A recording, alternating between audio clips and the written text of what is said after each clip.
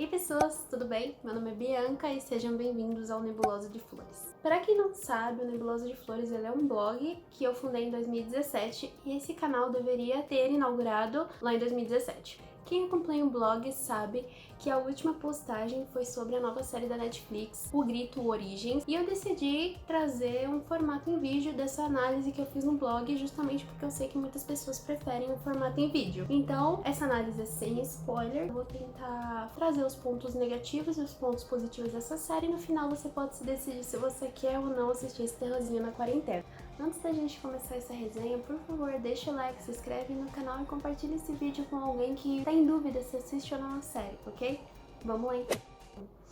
Bom, a série da Netflix ela é baseada no clássico do terror japonês, que eu acredito que todo mundo conhece, né, ou não, mas pra quem não sabe, O Grito, filme lançado em 2002, ele foi uma grande influência no terror aqui do ocidente e ele marcou muito uma geração. Se vocês pararem pra ver, muitos filmes depois se inspiraram nessa estética, né? Muitos são inspirados no Grito. Assim como acontece com toda a franquia, essa franquia de O Grito, ela foi espremida pelos grandes estúdios de cinema até não restar nada.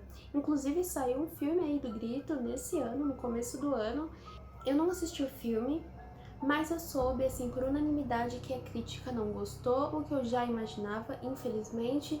Eu sei que hoje em dia o mercado de filmes de terror tá muito fraco, e aí eles estão tentando, né, pegar esses filmes mais antigos que marcaram gerações para tentar fazer o remake, né, uma adaptação, e não tem dado muito certo. Mas enfim, para começar, é muito interessante a gente ressaltar que essa série ela segue várias linhas de roteiro.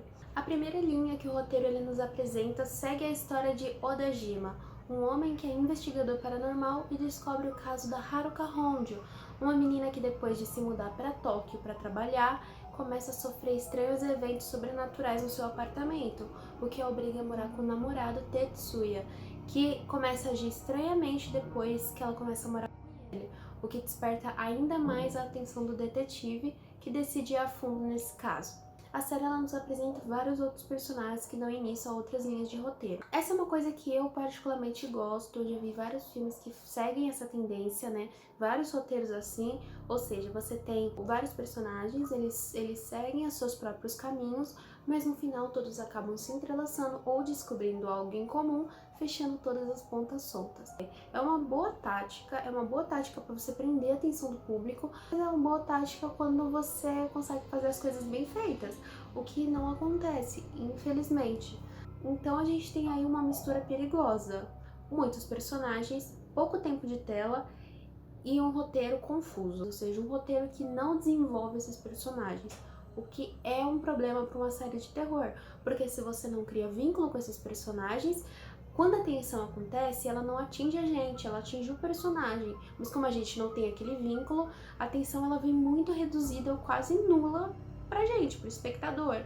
Então, em alguns momentos eu assistia e eu não conseguia sentir nada.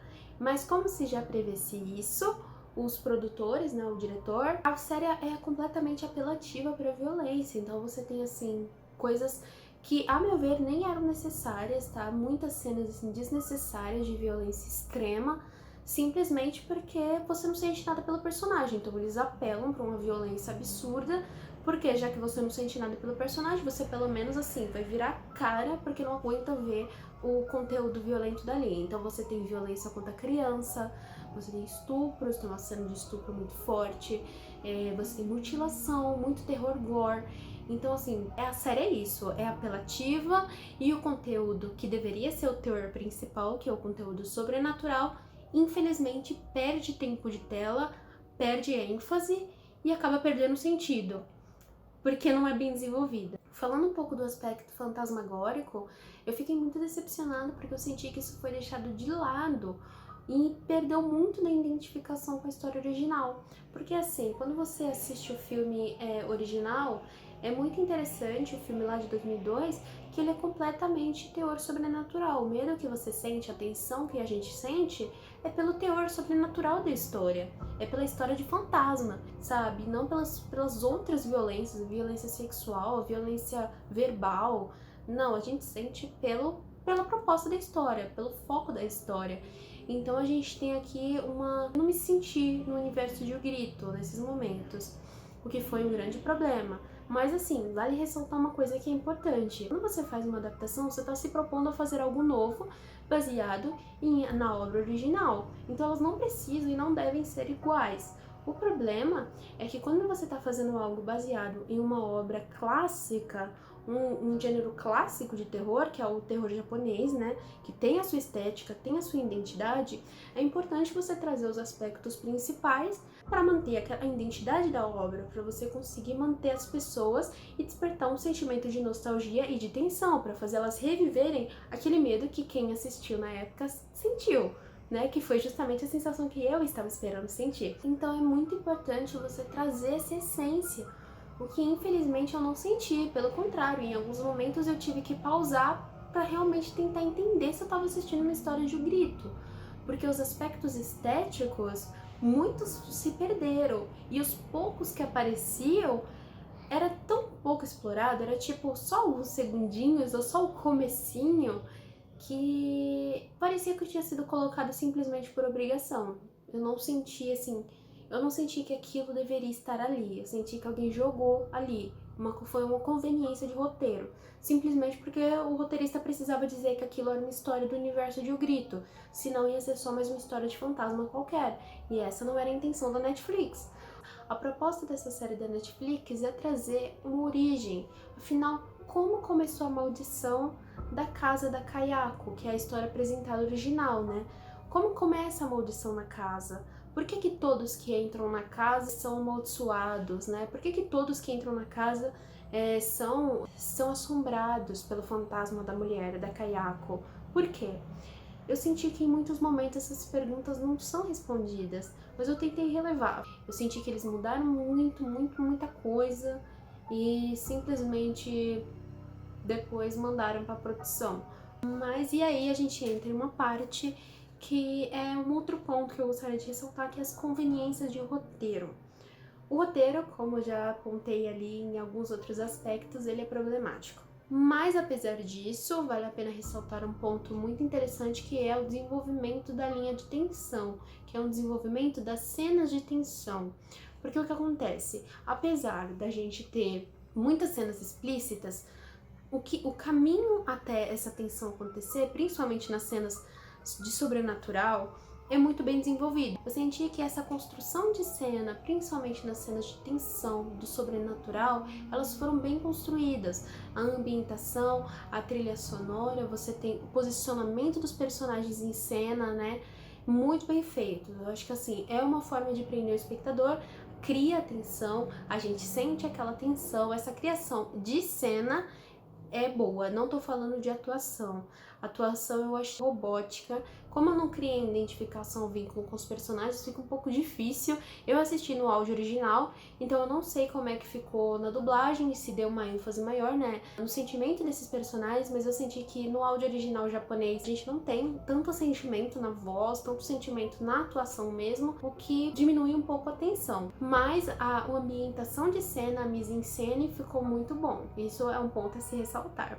Uma coisa a se falar é sobre a conveniência de roteiro, porque assim, o roteirista ele tem a liberdade de usar aqueles personagens da maneira como ele quiser, mas ele tem um dever que é transmitir uma mensagem, seja ela em forma de diálogo, seja ela como qualquer outra forma, em uma forma de uma forma visual, não necessariamente precisa ser uma coisa falada. O problema é que é muitos personagens, você não desenvolve esses personagens, então muitas das coisas que eles fazem e muitas das coisas que acontecem na narrativa fica para nossa imaginação. Por que ele faz aquilo? Por que tal personagem agiu dessa forma? Essa decisão não fez sentido? Por quê? Não espere ter muitas respostas. Que eu comecei a ignorar que se tratava de uma história do universo de O Grito. Eu tentei, assim, pegar as referências, assim, uma referência aqui, outra ali, mas chega num ponto em que simplesmente eu precisei ignorar. E levei a história como se fosse uma história de fantasma comum. Mas, assim, pra quem é fã, pra quem esperava ver uma coisa, assim, muito legal, uma produção japonesa, então vamos pegar os aspectos lá da história original, que todo mundo gostou, do nosso cinema. Infelizmente, assim, foi muito difícil ver. Tinha momentos em que eu precisava assistir. De novo, eu assisti essa série mais de uma vez, acho que mais de 2 vezes, e mesmo assim, mesmo agora,